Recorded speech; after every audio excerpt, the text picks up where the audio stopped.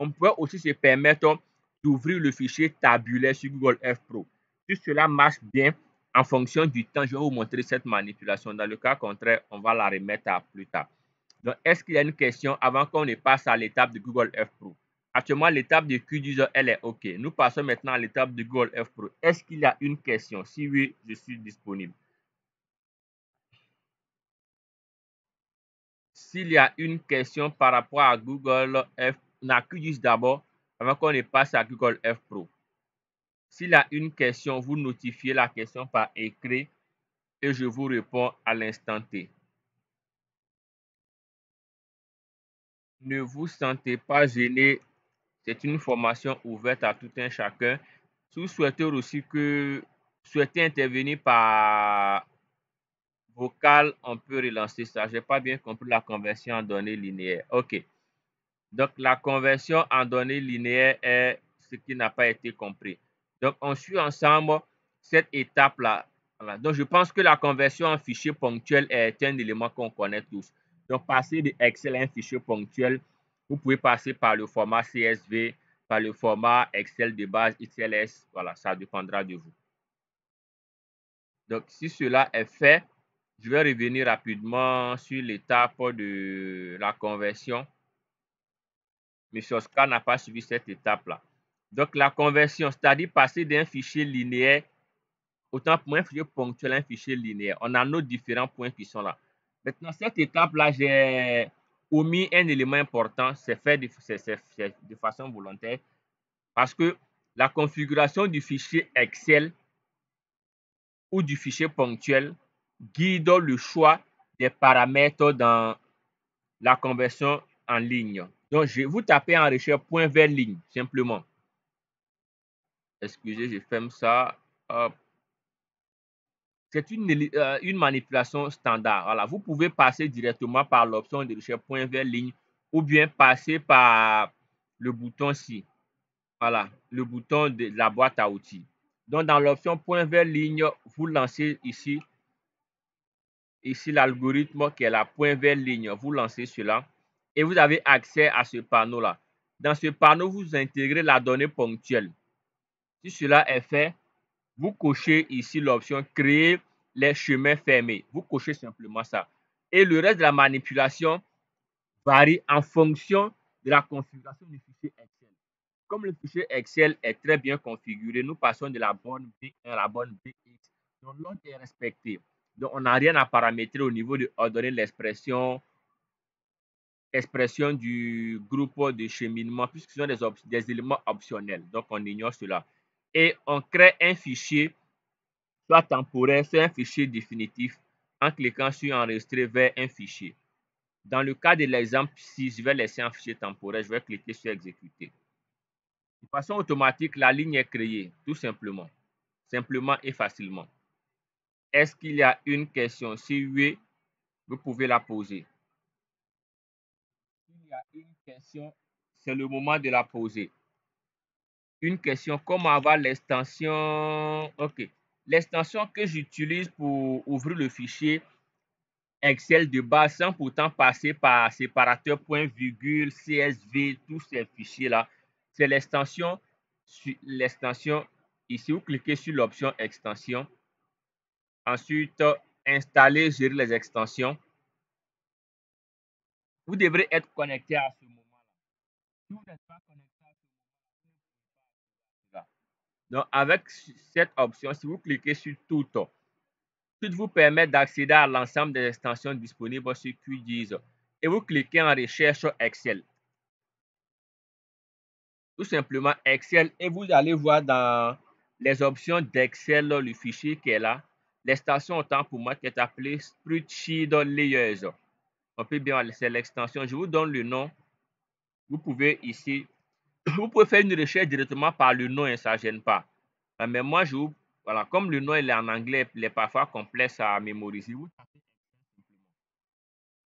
C'est l'extension qui est là. Voilà, c'est l'extension qui est là. OK. Vous avez cette extension-là. Donc, vous pouvez simplement l'utiliser et ça marche bien. Donc, si cela est fait, vous l'installez simplement. Vous cliquez dessus, vous faites installer. Comme moi, je l'ai déjà installé, voilà. On peut mettre à jour, on peut déinstaller tout ça. Est-ce que c'est bon? Est-ce que c'est bon à ce niveau-là? Super. Si c'est bon, je pense qu'on se suit très bien. Si vous me suivez jusqu'à cet instant, j'aimerais que vous réagissiez soit par les émoticônes, soit laissez un message par écrit. Voilà, si vous me... Ok, je pense que tout le monde s'est sûr. Et je vais faire un tour. Je vois que M. Karamoko est là. M. Bassa, ok, M. Dago, M. Dibo, M. Fofana Ibrahim. Ok, je pense que le Salifou Issa est là. M. Koulibaly aussi. On se suit très bien. Passons à la prochaine étape. Et cette prochaine étape-là, elle est sur Google F Pro. Donc, je vous présente une manipulation très simple. L'idée, c'est de pouvoir présenter cette même donnée-là dans Google F Pro pour voir plus ou moins la dynamique de l'espace considéré. Donc, si nous pouvons passer à l'étape prochaine, il y a une main qui est levée. Monsieur Andy a la main levée. Je vous laisse intervenir, Monsieur Andy. Vous souhaitez ici intervenir par écrit, je préférerais. Je préférerais autant pour moi que ça soit par écrit. Donc, s'il vous plaît, faites-le par écrit. Je vais le faire ainsi pour éviter les interférences. Donc, écrivez pour qu'on puisse vous répondre directement. Ou bien, vous pouvez me laisser terminer cette étape-là et je vais vous permettre d'intervenir par note vocale. Là, je vais activer les options pour que vous puissiez intervenir par vocal. Ok, il y a un message, ça va dans l'ensemble. Ok, on espère bien que c'est noté. Donc, on va passer à Google F Pro. Donc, je disais qu'avec Google F Pro, l'idée, c'est de pouvoir retrouver cette même représentation, mais avec une capacité, une possibilité de voir une dynamique. Cela voudrait dire quoi? Ouvrons maintenant notre logiciel Google F Pro. Donc, étant sur le logiciel-là, c'est un logiciel qui est très intéressant. Voilà. Le pack de formation gratuit sur le logiciel-là, je le partage régulièrement pour toutes les formations. Donc, je pense que tout le monde a accès à cette formation-là. Donc, je clique sur Fichier. Ensuite, je vais cliquer sur Importer. Cela me permettra d'importer le fichier vectoriel de type SHP. Soyons vraiment très rassurés à cela. Parce qu'on peut ouvrir le fichier Excel aussi directement ici. Mais cela se fait d'une autre façon. Donc, je vais ouvrir le fichier ici, vectoriel. Donc, lorsque vous cliquez sur Importer, vous devrez changer directement le type de fichier. Sinon, ça ne sera pas possible. Vous cliquez ici et vous allez rechercher l'option S3 Shape File. S3 Shape autant pour moi. Vous cliquez sur S3 Shape. Ceci étant fait, vous allez accéder à votre stockage, c'est-à-dire mon disque F, et je vais rechercher l'EV1 qui est là. Je sélectionne l'EV1 qui est le fichier linéaire que nous venons de créer. Et je vais cliquer sur Ouvrir. Et en cliquant sur Ouvrir, on peut bien voir quelques informations. Je vais cliquer sur Non, ce n'est pas important pour moi. Et automatiquement, la carte se met en mouvement. Cela se fait de façon vraiment automatique. Vous n'avez rien à manipuler. Vous laissez la manipulation se faire automatiquement. Et voilà le fichier qui est là. Donc, voici la zone qui est considérée ici. La zone est délimitée avec tout ce qu'il faut. Il y a un point là que je vais décocher. Ok, donc j'active ma donnée là, levé 1. Il y a un point, je ne sais pas lequel, ça doit être celui-là.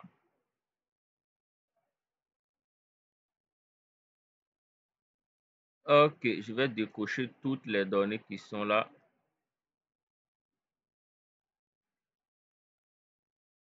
Je pense qu'on se suit jusqu'à ce niveau-là.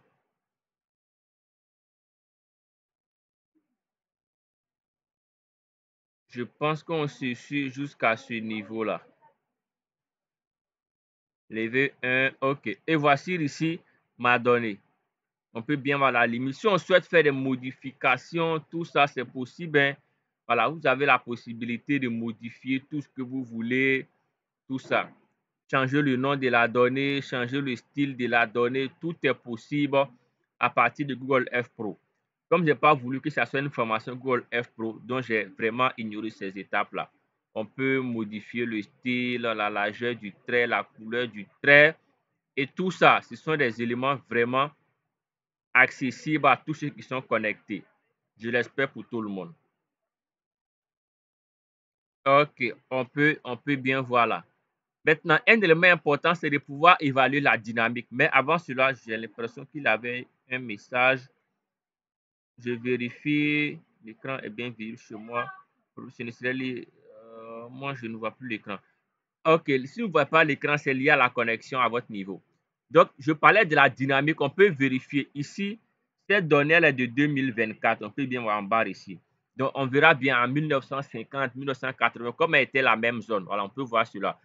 Je pense que tout le monde maîtrise cela. C'est le bouton qui est là. Consultez les images d'archives. Vous cliquez simplement dessus. En cliquant, vous pouvez changer ici les périodes. Voilà. Les périodes, vous pouvez changer les périodes. Voilà. Je vais jusqu'en 2011. Et en 2011, on peut bien voir la zone. Elle était beaucoup plus verte. Monsieur Karamouke est connecté. Je pense que bon, il pourrait nous expliquer pourquoi est-ce qu'on a une perte de végétation parce que c'est son domaine. OK, donc on voit bien qu'en 2011, la zone était beaucoup plus verte. Voilà, on comprend plus ou moins avec la dynamique forestière en Côte d'Ivoire. On comprend mieux. Si on recule encore en 2004, on peut plus ou moins voir la configuration. La configuration, hop, je suis allé jusqu'en 85. Hein, hop, je vais revenir un peu. Hop, on va revenir un peu. Voilà. Parfois, vous voyez que ici, si vous voyez bien mon écran, ce n'est pas trop bien visible, mais dans l'intervalle qui est là, on n'a pas de possibilité parce qu'il n'y avait pas de données accessibles en archive voilà, pour cette donnée, pour cette période-là. Donc, il va jusqu'en 1985. Donc, voici ici la configuration en 85. Voilà, le temps qu'il charge, mais on ne va pas permettre qu'il charge, mais on va avancer. Donc, on peut rester ici en 2000. Excusez, 2011, on voit bien la dynamique. Alors, on peut bien voir ici en 2011. Si on avance un peu en 2014, on peut bien voir ici la dynamique. Regardez bien la logique ici en 2014 pratiquement. Et lorsque nous évoluons jusqu'en 2024, regardez bien la dynamique. Voilà. On peut voir plus de la dynamique de cette zone en 2024 ici. Et lorsque nous revenons en 2011 pratiquement, regardez la même zone. En 2011 et la même zone en 2024. Regardez bien la perte de la couverture végétale que nous avons. Toute cette zone-là, en 2024, a été détruite. Donc, alors, pendant qu'en 2011, on avait pratiquement ici quelques couvertures végétales. Donc, voici cette étude dynamique rapidement avec Google Earth Pro. Maintenant, j'aimerais demander, est-ce qu'on a bien compris ces éléments-là? Si oui, je vous offre maintenant le bonus qui nous permet de passer directement de Excel à Google Earth Pro avec les mêmes représentations, sans pourtant passer par QGIS. Bon, je ne dirais pas sans passer par QGIS, mais sans passer par la conversion des données en vecteur, en tout ça, en ligne, tout ça. Sans ça, on peut passer directement pour obtenir ici les données ponctuelles avec Google Earth Pro. S'il n'y a pas de questions que vous souhaitez obtenir ce bonus-là, réagissez par commentaire. Je vous donne ça pour terminer cette formation de ce soir-là.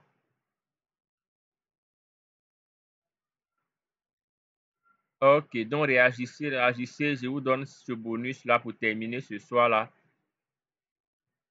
Voilà, c'est pratiquement le dernier jour de ce mois de février. Je pense qu'on a bien terminé avec cette formation. Donc, ok. Comment convertir les coordonnées au format KML, tout ça? On peut afficher les bonnes questions. On peut afficher les bonnes. Ok, une autre question. On peut afficher les bonnes, tout ça. Bon, voici les questions qui sont posées là. Ok. Bon, le fichier linéaire ici ne présente pas les bornes. Donc, ça, puisque c'est une ligne. Voilà, c'est une ligne, il n'y a pas de bornes. Si on souhaitait avoir les bornes, il fallait importer le fichier. J'importe le fichier pour que vous voyez les bornes. Importer, puisque une ligne n'a pas de bornes, c'est une logique. Hein. Voilà, je vais importer le fichier levé, qui est un fichier ponctuel. Hop, je n'ai pas voulu ça. Un fichier ponctuel. Donc, lorsque je vais importer levé, on va voir que les bornes seront disponibles. On voit bien les bornes sont là. On voit bien que les bornes sont là. Voilà. Maintenant, on pouvait aussi, en termes de style, je vous montre un peu quelques éléments. Je vais supprimer le fichier ponctuel là. Supprimer. OK. Donc, je vais importer de nouveau le même fichier ponctuel avec un style. Voilà. Donc, je vais sélectionner levé, je fais ouvrir. Et à ce niveau-là, au lieu de faire non, je fais oui. Cela me permettra d'appliquer un style. Ici, on me demande le nom. À ce niveau qu'on va paramétrer l'étiquetage, autrement le labeling. Pour le nom, vous cliquez ici, vous sélectionnez borne. Voilà, vous pouvez modifier. Ici, on a la question de couleur, tout ça. On peut changer l'icône. Bon, là, ce sont des manipulations. Je pense que tous ceux qui sont connectés présentement sont capables de réaliser ces manipulations-là. Vraiment, j'en suis convaincu. Donc, voilà, tout ça, des manipulations standards. Vous faites simplement OK. Voilà, on peut sauvegarder ces manipulations-là. Bon, tout ça et le tout, il est joué. Je vais activer la visibilité et on peut bien voir ici chacune des bornes avec le nom qu'il faut. Simplement et facilement. Est-ce qu'il y a encore une... OK. Il y avait la question de M. Djibo qui demandait comment exporter au format KML. C'est très simple. Le fichier levé SHPL, là, vous faites simplement un clic droit dessus. Clic droit, vous avez ici enregistré le lieu sous. Vous cliquez simplement dessus et puis c'est joué. Voilà. Le nom est là. Le type est la KML ou KMZ. À vous de faire le choix. Vous faites enregistrer et tout est OK. Une dernière question avant qu'on ne passe à la dernière manipulation, autrement au bonus de la formation. OK, super. Donc, pour le bonus de la formation, suivez attentivement parce qu'à ce niveau, il a une double manipulation. D'abord, pour comprendre le principe de base, si vous souhaitez ouvrir un fichier Excel sur Google F Pro, il faut impérativement que le fichier Excel soit configuré en une coordonnée degré décimale. Je reprends.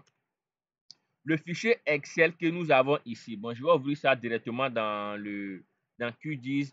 On voit bien que c'est configuré en UTM. On ne peut pas ouvrir ce fichier-là dans Google F Pro, ça ne va pas marcher. On peut faire le test, tout le monde verra. Je vais dans Google F Pro. Comme le même fichier Excel, c'est celui-ci. Session fait 25. On va ouvrir ça, vous allez voir qu'il y aura un message d'erreur. Je vais cliquer sur... je vais commencer par... Oh, permettez. OK. Je vais changer simplement l'extension. Parce que sur Google F Pro, le fichier, on peut l'ouvrir seulement en CSV ou bien en TXT. Donc, comme le fichier est en XLS, je vais le convertir en CSV. Donc, je vais l'ouvrir pour commencer. Et on va le convertir en CSV. Pour convertir en CSV, c'est très simple, très facile à le faire. Vous cliquez simplement sur Fichier. Et en cliquant sur Fichier, vous avez ici Enregistrer sous. Dans Enregistrer sous, vous avez simplement qu'à sélectionner le type d'extension que vous souhaitez. Je vais cliquer sur Parcourir. Je vais cliquer sur Parcourir pour me permettre de sélectionner le dossier de stockage. OK, je patiente un peu. OK. Donc, Parcourir, je vais mettre sur mon bureau ici. Il faudra que je change l'extension, sinon ça ne va pas marcher. Donc, je vais ici accéder à mon bureau pour sauvegarder le fichier. Et au niveau de type, vous devez changer simplement le type. Vous changez cela en XLS, non, en CSV autant pour moi, CSV, OK. Séparateur, point virgule, je sélectionne cela et je fais enregistrer. Je fais oui et je vais fermer le fichier là. Voilà, je le ferme et je vais l'ouvrir dans Google F Pro. Je vais cliquer sur Fichier, Importer et je vais ici sélectionner CSV. CSV, on est là, texte, générique texte CSV. Donc, je vais sur mon bureau. Je sélectionne mon fichier qui est là et je fais ouvrir. Ceci étant fait, il y a un ensemble de paramétrages à faire. Vous sélectionnez ici Autre et vous tapez point virgule. En mettant point virgule, vous voyez bien qu'on a ici borne, longitude, latitude. Cela étant fait, vous cliquez sur suivant. Ensuite, vous voyez bien ici, c'est la raison pour laquelle depuis la configuration, j'ai remplacé X et Y par longitude, latitude. Vous voyez bien qu'ici, on demande latitude, longitude. Voilà. Donc, il est capable de détecter les noms directement. Vous faites au suivant. Au niveau de borne, ce sont des chaînes de caractères. Donc, on laisse cela. Et longitude, latitude sont des virgules flottantes, c'est-à-dire des valeurs décimales. Et on fait terminer. Vous voyez bien le message d'erreur. Le message d'erreur intervient parce que la configuration du fichier en termes de coordonnées n'est pas exacte. Je reviens et je reconfigure le fichier très bien. Pour ce faire, nous allons dans QGIS. Suivez attentivement cette étape-là. Dans QGIS, les coordonnées ici qui sont en degrés, autant pour moi, en UTM, je vais les convertir en degrés décimaux. Pour ce faire, première manipulation dans QGIS, c'est le fichier ponctuel, on peut bien voir. Je fais un clic droit et je vais faire exporter. Ensuite, on sauvegarde les entités sous. Suivez attentivement, je vais reprojeter la donnée pour avoir une projection ici en, disons, pour être dans un système géographique au lieu d'être dans un système cartographique. Donc, c'est simplement un changement de système, c'est tout. Je vais choisir ici un format GeoPackage. On peut laisser en SHP, ça ne gêne pas. Je choisis un format GeoPackage, je vais le mettre sur mon bureau parce que les GeoPackages sont les fichiers légers, donc on peut créer un seul fichier simplement. Je le mets sur mon bureau, je l'appelle levé et je fais enregistrer. L'emplacement est un fichier de nom similaire, donc je l'appelle levé 2. Levé 2, hop, je fais enregistrer sur mon bureau, enregistrer. Et ici, au niveau du système, ici, je vais enlever le nom ici. Au niveau du système, à ce niveau-là, le SCR, vous changez simplement. Vous choisissez WGS 84. Vous sélectionnez ça et vous faites OK. Il va créer un nouveau fichier qui est appelé levé2. J'ouvre la table d'attributs du fichier levé2. Donc, la table d'attributs ici étant ouverte, je vais supprimer des champs. Donc, je passe en mode édition. Je supprime les champs. Donc, ici, j'ai l'option supprimer le champ. Je vais supprimer le FID, longitude, latitude. Je supprime ça et je fais. Bon, je ne vais pas supprimer ces deux champs-là. Je vais les manipuler autrement. Je supprime seulement le FID, je fais OK. Donc, je vais générer de nouveau la longitude et la latitude. Donc, je fais un clic droit. Hop, autant pour moi, je vais ouvrir la calculatrice de champ par raccourci CTRL-I. J'ouvre la calculatrice de champ. J'utilise ici mise à jour d'un champ existant. Je vais cocher ici longitude et la formule c'est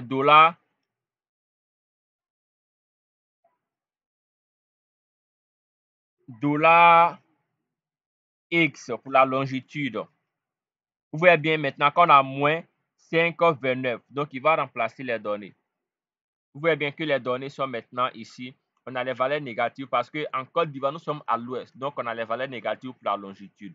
Pour la latitude, je vais générer aussi. Je coche mise à jour d'un champ existant. Je sélectionne latitude et je vais taper $Y